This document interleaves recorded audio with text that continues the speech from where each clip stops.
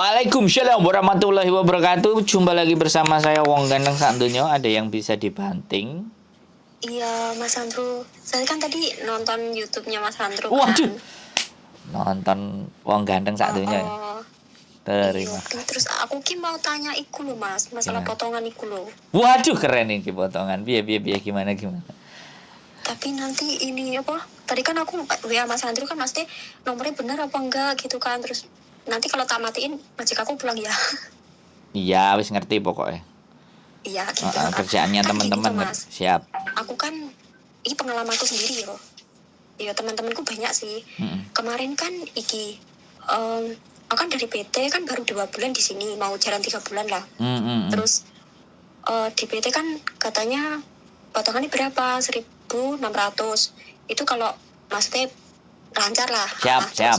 Lanjut. Tapi dataku Bleset. kan beda data. Kemarin kan Siap. dituakan gitu kan. Yes. Terus berapa? 2.500 gitu.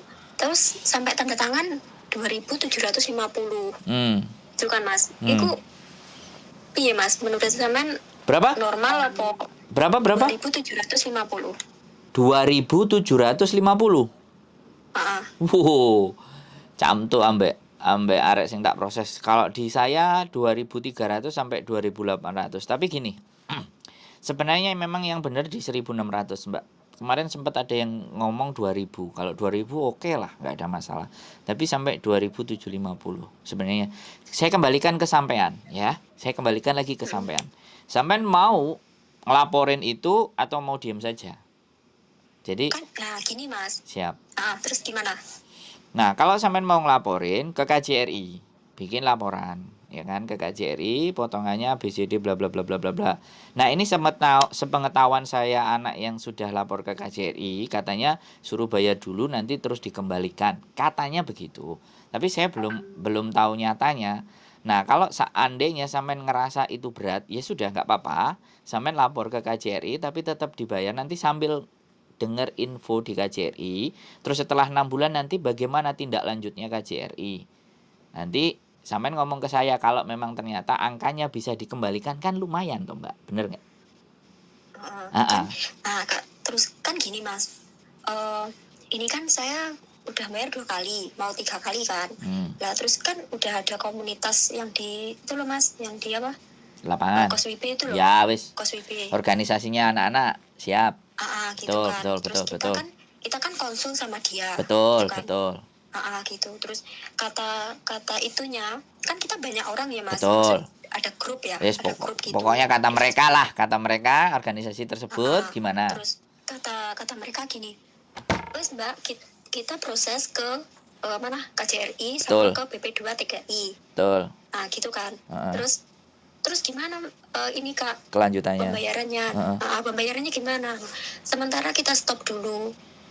Dan nanti kalau ada surat datang bla bla bla bla gimana? Tagihan, Terus itu nanti kita bisa bicarakan, maksudnya bisa bicarakan dengan majikan gimana enaknya gitu kan. Terus ada yang mbaknya 1 bulan yang kemarin, kan ini prosesnya udah 1 bulanan toh Mas. Siap. Terus kemarin ada yang salah satu mbaknya itu nggak bayar gitu kan, soalnya kan bertentangan kasusnya ini, maksudnya biar selesai dulu gimana prosesnya, soalnya kan dikonfirmasi sama PT Pusat. Siap. Itu PT Pusat nggak maksudnya nggak mau tahu, nggak bisa apa-apa gitu, nggak mau gitu. tahu. Iya, nggak mau bukan tahu. Nggak bisa gitu apa-apa, nggak mau tahu. Terus lanjut. Terus akhirnya ada surat yang warnanya apa ya, pink gitu loh Mas. Ya, pink tagihan. Gitu loh. Tagihan. Iya, datang ke majikan gitu betul kan. Betul. Terus majikan ada yang mbaknya, salah satu mbaknya itu majikannya ya maksudnya ini apa, surat apa, hutang apa gitu kan. Nah, terus yang satu mbaknya ini bisa jelasin ke majikan, oh gini.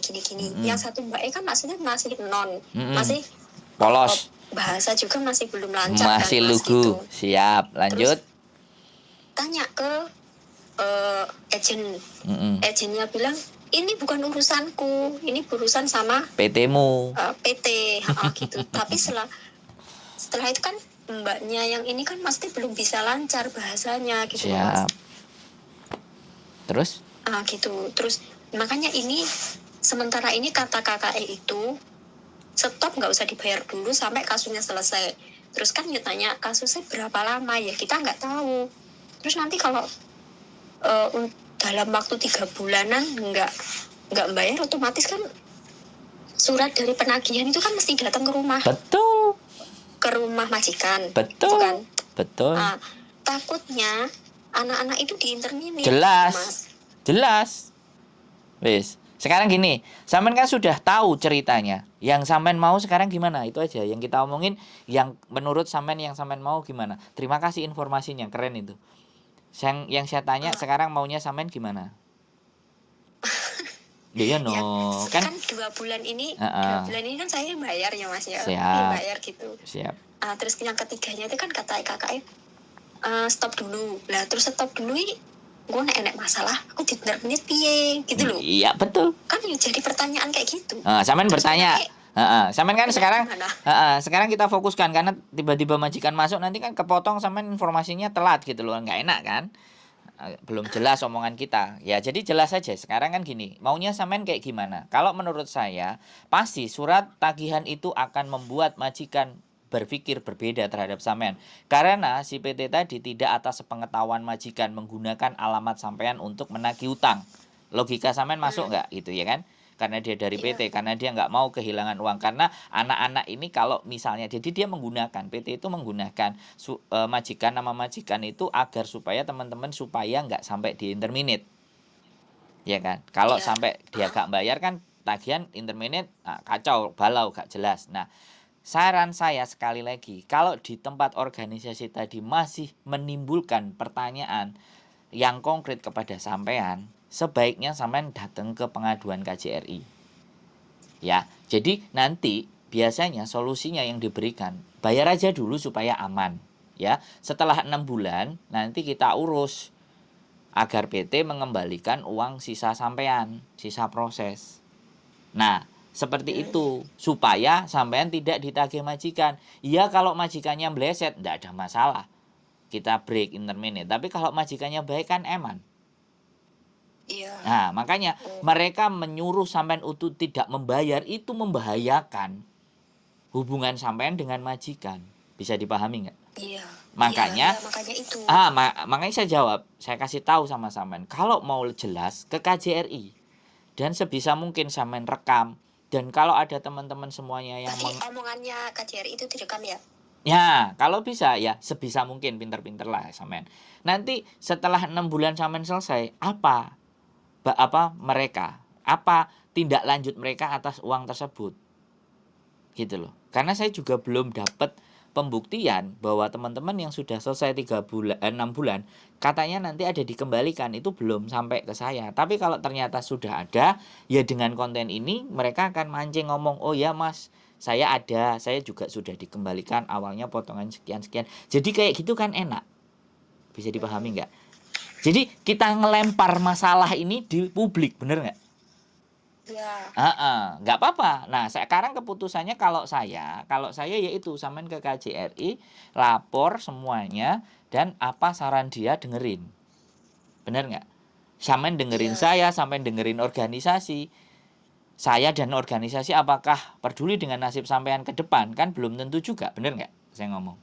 Ya kasarannya ngomong kayak gitu. Tapi kalau kita ngomong KJRI, nggak mungkin dia akan menjerumuskan sampean. Bisa dilogika nggak? Bener nggak? Jadi biar jawaban itu terjawab dengan sampean. Nanti suatu saat 6 bulan lagi kalau sampean sudah dikembalikan, sampean boleh cerita lagi ke saya. Sudah dikembalikan Mas, enak, sekarang sama majikan juga baik, lancar, jaya. Berarti bener KJRI-nya. Kan gitu toh Mbak, bener nggak? Oh iya. Ya, jadi segala sesuatu kan kita lempar. Karena memang sekali lagi, ya mohon maaf, saya tidak mendiskreditkan organisasi. Tapi kalau disuruh nggak bayar, tahu-tahu surat-surat kemajikan, apakah organisasi bertanggung jawab sampean terhadap sampean, nasibnya sampean, golek duitnya sampean, bener nggak? Iya. Ini yang kemarin saya juga ditanya sama anak-anak yang trainer yang diajarin sama KJRI. Kalau lapor ke YouTuber, emang YouTuber bisa bertanggung jawab? Kan begitu Mbak. Saya ditanya kayak gitu. Tapi setidaknya kalau ataupun saya nggak bertanggung jawab, saya tidak menjerumuskan sampean. Bisa dipahami nggak? Iya. Saya kan meninformasikan dengan sosial media saya sebaik-baiknya. Dan bisa dipertanggungjawabkan. Kan ibaratnya kayak gitu. Dan orangnya ada. Mukanya kelihatan. Ditemuin juga boleh. Bener nggak? Iya. Makanya Gitu. sampean ke KJRI bagian pengaduan. Nanti kalau libur, sampean tunjukkan notanya. Dan apa yang menjadi jawaban mereka. Gitu. Clear? Kan Gimana? ya kan gini, sama organisasi kan katanya udah dilaporkan ke KJRI gitu kan. Kan namanya siapa-siapa kan udah ditulis kan, sama kan di grup itu udah ditulis. Nah terus ini udah dilaporkan ke KJRI sama ke BP2TKI bagian mana-mana wilayahnya gitu kan. Nanti kamu mau ditelepon sama siapa kantornya lah gitu. Tapi sampai sekarang kan juga belum ada kepastian gitu kan. Terus katanya lagi, terus gimana lagi, terus kan ada mbak-mbaknya, aku udah dapat surat ini biye gitu. Sama takutnya itu kalau suatu saat majikannya kan nggak ngeh itu apa, hutang apa, baru beberapa bulan di sini kok ada hutang gitu kan. Kan ada majikan yang kayak gitu. Terus nanti takutnya ya itu di-terminate itu secara mendadak kan yo wassalam gitu loh. Iya, pertanyaan saya, karena ketika sampai sudah ngelaporin ke organisasi, ke BNP2TKI dan semuanya, apakah ada tindak lanjutnya? Apakah ada telepon lagi? Kan saya juga belum menerima laporan teman-teman yang bicara seperti itu gitu loh. Dan sekali lagi saya kan juga nggak dilapori, saya cuma dicurhati, ditanyain sama sampean toh, ya tak jawab. Untuk memastikannya ya lembaganya ya KJRI toh, bener nggak? Oh gitu. Loh enggak. Enggak sampean logika. Kan, sampean tajak mikir. Ya kan? Kalau lapor mereka cuma jawabannya kayak gitu, tidak ada tanda terima. Tapi kalau sampean ke KJRI, sampean lapor dan sampean ada datanya. Kalau mereka nggak ngasih apapun, cuma ditulis-tulis semuanya, ya paling tidak sampean pas lapor itu ada omongan yang bisa sampean ambil gitu loh. Bisa dipahami nggak? Jadi bisa. Sampean juga belajar berpikir untuk lebih cerdas. Tapi nanti ke KJRI maksudnya kan mau apa gitu, pokoknya ya sampean sodorin gitu kan. Surat utangnya kan ada tuh. Itu sodorin. Ini apakah overcharging atau semuanya, kalau peraturannya di 1.600 ini sekian. Bagaimana? Sampean juga dengerin juga dari KJRI, kan jelas toh. Gitu. Enggak, bener enggak? Sampean sambil logika, jangan gitu, gini. Sampean, yang saya omongkan ini menurut sampean masuk akal enggak gitu loh? Iya.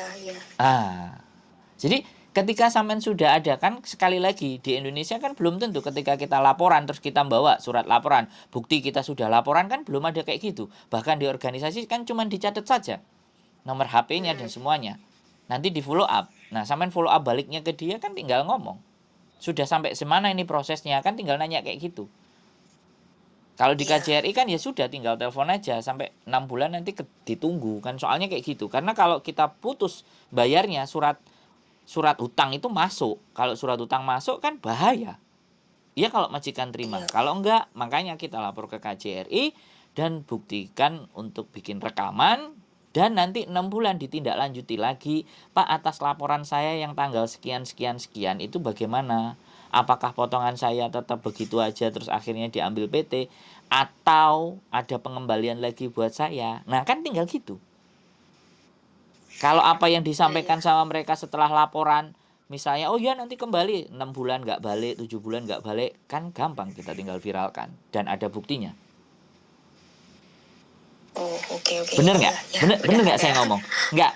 Dari sini logika sampean masuk nggak gitu loh? Iya, masuk sih. Masuk. Kan saya gini, ada juga yang teman yang bilang kayak gitu kan. Terus aku kan masuk organisasi itu, soalnya kan banyak teman yang dari PT juga, ya PT lain gitu kan. Masuk di organisasi gitu kan. Terus aku tanya-tanya, terus ini gimana Kak? Aku udah mau ini 2 bulan ini gimana gitu kan. Stop dulu. Terus kalau di stop ada mbaknya yang terima surat itu gitu loh. Jadi kan ya agak mau menerima yang ini apa yang ini gitu loh pemikirannya. Ya kalau saya sekali lagi ke KJRI untuk memastikan, karena sekali surat utang itu diterbitkan, Mbak, ya kan, kemudian kita nunggak, itu persoalan, Mbak. Oh, terus ini mau ini lagi kan, eh, seumpama kita kan potongannya 2.500 gitu kan, 2.500 kalau dibayarkan kurang, itu ada masalah nggak? Ya masalah, Mbak. Wong tertera di situ 2.500, sampean bayar cuma 1.000. Finance jadi gini loh, Mbak. Permainannya gini, semen tak kasih tahu permainannya.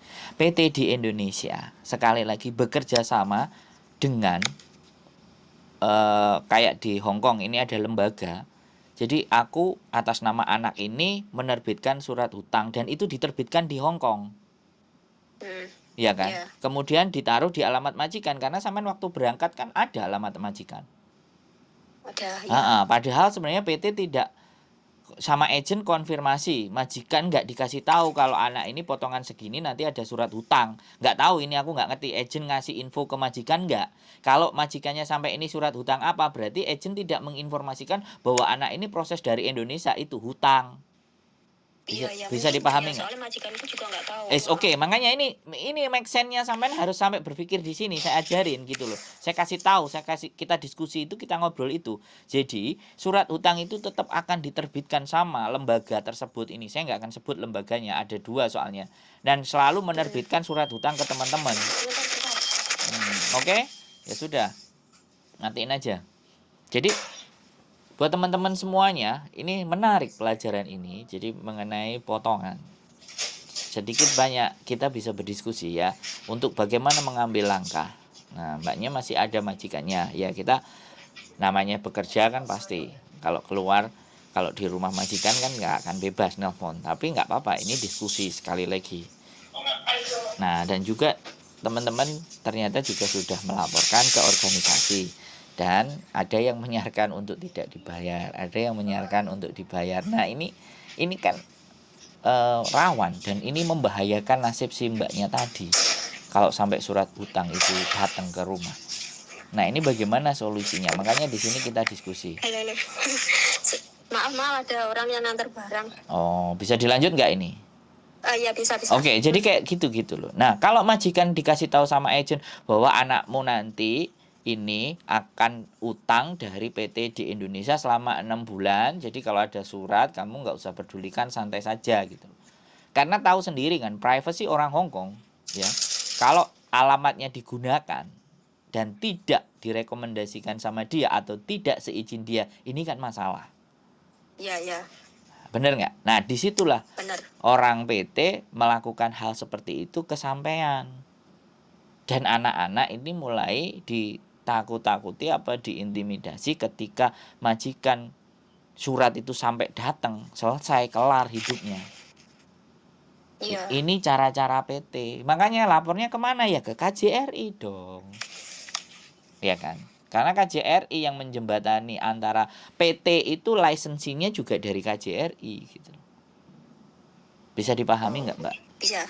Karena bisa. Di kontrak sampean kan ada jobnya PT itu. Iya. Kalau nggak ada job PT itu dan PT itu tidak terregistrasi sama KJRI, mana mungkin visa sampean akan turun. Dan mana mungkin KJRI akan mengeluarkan. Nah, masih ada sambungannya dengan KJRI. Makanya sampean selaku korban. Kalau saya kowar-kowar, sopo kue, kan kayak gitu. Siapa Anda? Kan gitu. Ya. Tapi kalau saya sampean ajak diskusi, ya saya jelaskan duduk persoalannya. Sampean tinggal jalan sendiri ke bagian pengaduan KJRI. Dan sekali lagi ya direkam apa pembicaraan mereka. Biar suatu ketika, karena kan belum tentu sampean bawa surat laporan, nah nantinya bisa ditindaklanjuti. Ya kan kalau ibaratnya kita beli sesuatu, kalau di Hong Kong kan ada resitnya, ya. Iya. Kalau kita ke imigrasi Hong Kong, kalau kita bikin surat apapun kan pasti ada resitnya. Ya sudah nanti balik lagi tanggal sekian, ibaratnya kayak gitu tuh kan ada tuh. Iya. Nah untuk KJRI saya nggak ngerti. Makanya sampean wajib harus ke sana untuk menanyakan hal ini. Bisa sudah masuk ke analogi berpikir sampean, ke nalar sampean sudah bisa masuk kan? Iya, masuk. Wes, jadi Makanya kok besar banget iya, potongannya kan dulu semuanya makanya gini, janjian juga kayak gitu. kita nggak bisa keluar dari lingkaran itu, Mbak. Tetapi setidaknya kita itu harus tahu kemana dan bagaimana. Benar nggak? Ya, benar. Nah, ketika sampai nanti sudah datang dapat rekaman, itu untuk menginformasikan kepada seluruh dunia. Maksudnya teman-teman suatu saat nanti sampean kalau ada yang proses kayak gini jadi ngerti dari ketika saya ngobrol sama sampean. Nah, ndak mungkin aku ngomong ngedabul dewe, gak nek korbane. Bener nggak? Iya, benar. Sandri ngomong ngumuk, lah kayak gitu kan. Tapi nek ngomong sama Iya, sampean, karena sampean bercerita sesuatu aja temen diskusi, aku ngobrol. benar. Oke? Saya tadi kan mau Nah, tanya Mbak Yuni toh, tapi kan tahu sendiri Mbak Yuni susah kan kalau ditelepon. iya makanya. Terus aku cari nomornya sampean. Iya. Oke, sudah sesuai dengan apa yang menjadi gambaran walaupun belum terselesaikan ini persoalan, tapi setidaknya Iya. ada garis terang buat sampean gitu loh. Ada poin Ya, yang berarti bisa kan ini diambil kan gitu ya. tak bayar dulu sampai 6 bulan gitu. Gak, bukan. Sampean datang ke KJRI dulu. Ya dibayar Oh, tetap, tapi sambil sampean datang ke KJRI untuk memastikan. Oke? Oke. Untuk Nah, memastikan jalannya terus gimana gitu. memfollow up. Kok akhirnya piye kan kayak gitu tuh. Bener nggak? Ya, betul. Syukur-syukur udah di KJRI 6 bulan. Mbak, uang Anda dikembalikan sama PT sejumlah sekian. Apa enggak yuk ngejak aku. Oh, Aku gak jaluk nah, ngejak ngopi ngopi ya. karo sampean ayo. Ngajak ngopi langsung. Lah, kan kok ya seneng aku ditukokno gedang goreng. Iya, Ya, tujuan saya betul. cuman Iya. teman-teman bisa ngerti dan memahami tanpa harus membahayakan diri sendiri kan itu saja. Dalam pengambilan sebuah keputusan harus banyak ada pertimbangan dan sampean harus tahu siapa yang diajak untuk Berarti kan berdiskusi. gini Mas, kalau masalah potongan itu berarti agensi sini nggak ikut campur gitu ya? Ya sebenarnya nggak ada, karena dia kalau dia sampai mengambil uang lebih dari 473 selesai itu kelar sama labor department. Peraturan di Hong Kong itu dia tidak boleh menarik fee kepada sampean itu lebih dari 10%. Iya, Nah. kan ada juga toh temanku ya nggak satu PT sih. Ya teman di sini sampai 3.200 loh. Nah. Itu kali 6. Iya, sampean kasih tahu, sampean ajak bareng-bareng untuk lapor ke KJRI. Saya justru kalau mau dikumpulin, ayo tak anterin. Hari apa mau keluar? Aku pingin nemenin. Kalau aku nganterin toh. Loh, enggak, kalau aku nemenin di hari biasa nanti kan pasti di ruangan sana ditanyain, Anda siapa?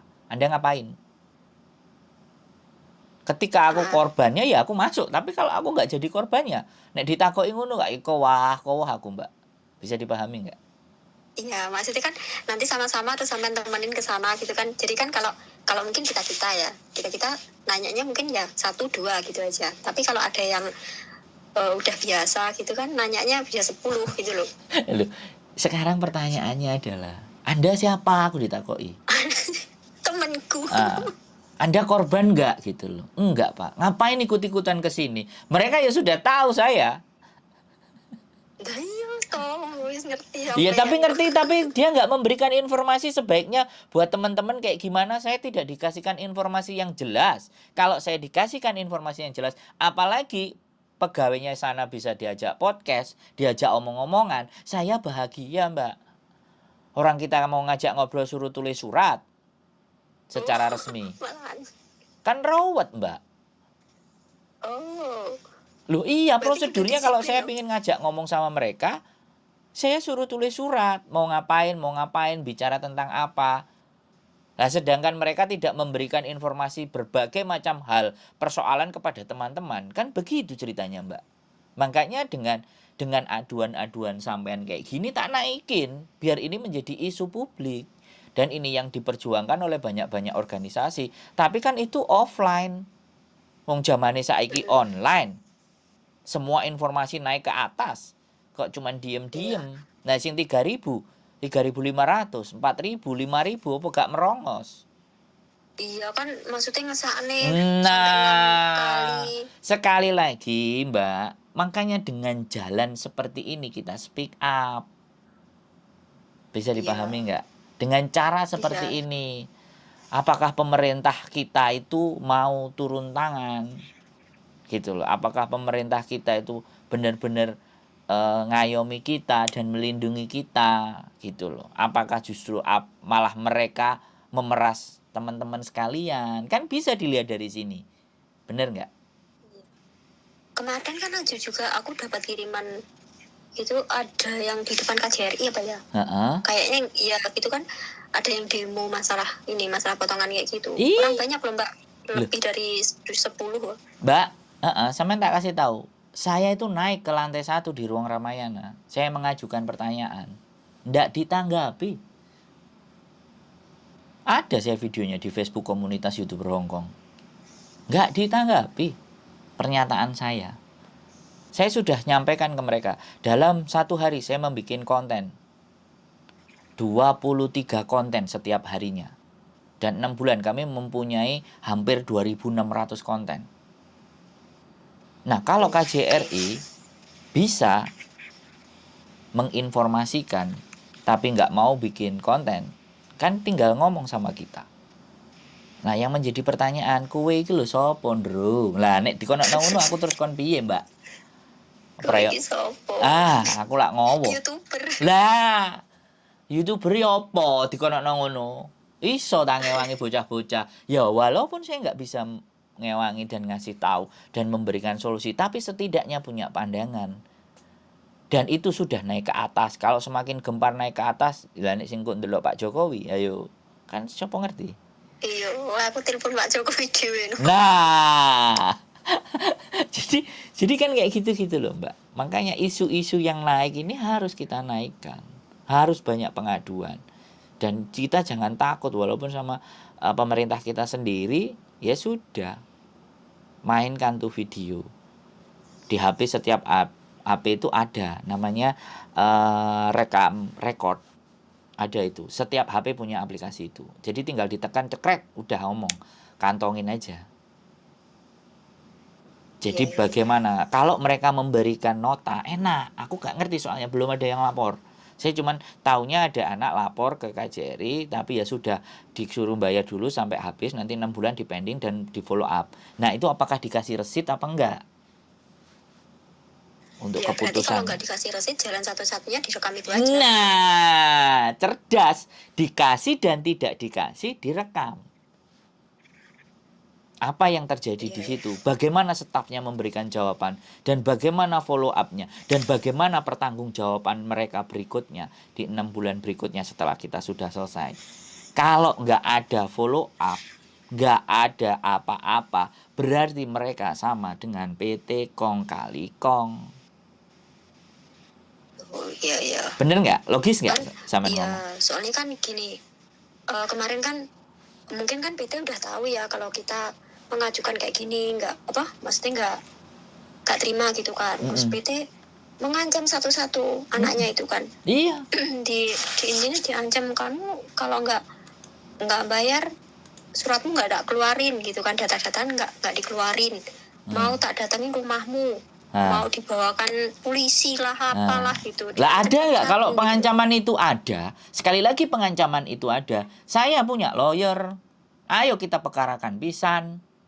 Wani aku. Gak apa-apa aku Wah, metu. aku enak dekengane saiki.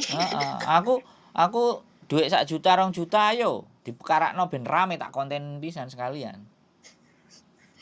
Lu Iya, nggak bener. saiki aku enak dekengane iki aku malah wani lho. Loh makanya ya karena sampean korban, Mbak. Lah sekali lagi aku kan nggak yang jadi korban. Kalau aku jadi korban ya tak gas, Mbak. Gak kakean cangcing congcrut. Iya, Mm-mm, mungkin pos. kan ya Ah, mbak-mbak gini kan masih iya ya Mas. Mungkin takut interminate dulu pokoknya saya bisa. saya Satu-satunya mungkin itu. saya memahami, Mbak. Datang ke sini itu cari uang bukan cari masalah. Paham nggak? Hmm, Bener nggak? ya Lah kalau saya benar. cari masalah, Mbak. Hidup itu cari masalah untuk diselesaikan. Lagi kurang gawean apa nggak nambani telepon sampean? Ngomong, ngalor, ngidul, ngetan, ngulon. setengah jam ibaratnya nek dipikir lo ya. Kan kurang gawean, tapi ya jane gaweane YouTube yang gawe konten, gitu. Iya, Tapi benar. kontennya opo ya konten yang bermanfaat, yang bisa ngasih pengetahuan buat teman-teman, bisa berpikir dan langsung dihadapi one on one, ya kan? Nggak kadek perantara, ya kan? Langsung. Oh ya. Makanya saya selalu dan Miss Yuni juga bilang jangan pernah sebutin nama, lembaga, Iya. organisasi atau identitas. Biar percakapan kita itu dikonsumsi. Biar semakin naik, semakin menjadi isu publik rame. Wah. Karena kebijakan itu kalau orang satu-satu yang terkecewakan dan diam nggak speak up, ya wis. Dunia ini hancur itu gara-gara orang baik itu diem. Terlalu baik. Ya orang-orang baik kayak sampean ini loh diem, gak gelem ngomong. Nah saya sudah punya media, boleh ngomong di tempat saya, ayo saya tampung semua. Sampean juga belum banyak nonton konten saya, gak apa-apa, aku pelan-pelan berjalannya waktu. Nelpon Rono wis ampek gak nek sing semaur, nelpon Rene. Nelpon Rene ya podo ae kan informasinya juga bisa dapat toh. Iya, benar-benar. Gitu, ndak ada masalah. Ya, sudah punya gambaran ini, berarti sampean mau ngapain sudah. seperti apa? Terus mau satu lagi. Boleh. Kalau kan sambil telepon kayak gini, tapi sambil ngerekam, caranya gimana? Nah, itu nggak bisa. Karena nggak bisa. kita harus ada aplikasi yang berbayar kalau nelpon sambil ngerekam. Oh, gitu. Soalnya kan gini, kemarin kan ya ada yang mbak-mbak kayak gitu kan, masih ditelepon sama si PT ya diancam-ancam kayak gitu. Terus caranya ngerekam sambil nelpon piye gitu loh kan. Gini aja, voice mail. Voice record. Dia nggak mau, dia PT-nya nggak mau. Ya sudah. Dia maunya telepon gitu. Oke, kalau memang WA, voicemail bisa dibuktikan lah, bisa it's itu. Okay. Pasti kan dia pas posisi telepon. Ya, it's okay. Ya diatur kayak gitu, di setting sama temennya pas libur. Sekalian telepon. Jadi temennya bisa ngerekam. DE kan pinter tuh mas. DE kan teleponnya pas hari biasa pas kita di rumah. Ya nek duwe HP loro. Lah, ya di situ. Nek duwe HP siji tok kan. Nah, di situ. Makanya di situ yang sampean juga harus cerdas. Duwe HP loro. Bukan, ya kalau sampean mau download aplikasi yang bisa direkam, tapi rata-rata aplikasi kalau telepon nggak bisa, kecuali yang berbayar. Di iPhone itu ada aplikasi berbayar. Aku nggak tahu kalau Android. Kalau sampean memang mau pinter ya cari aplikasi di Android yang ketika telepon bisa direkam suara. Ada, tapi biasanya berbayar.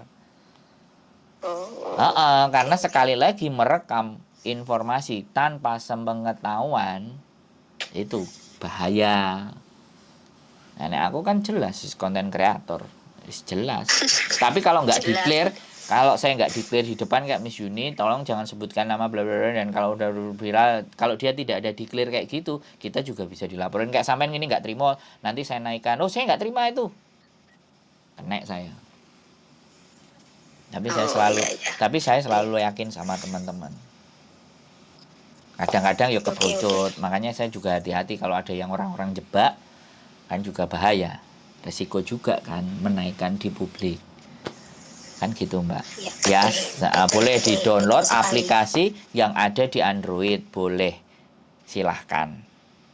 Cari-cari info untuk lebih cerdas, lebih pintar. Oke, berarti sampean sudah tahu apa yang harus dilakukan dan seperti apa dan bagaimana? Aman? Sudah. Oke, silakan kontak. Pokoknya kontak dan jangan lupa tonton channel YouTube saya Sandro Jabrik. Wong ganteng sak donya. Siap. Oke. Siap. Sehat ya, sehat selalu Mbak. Yuk, bye-bye.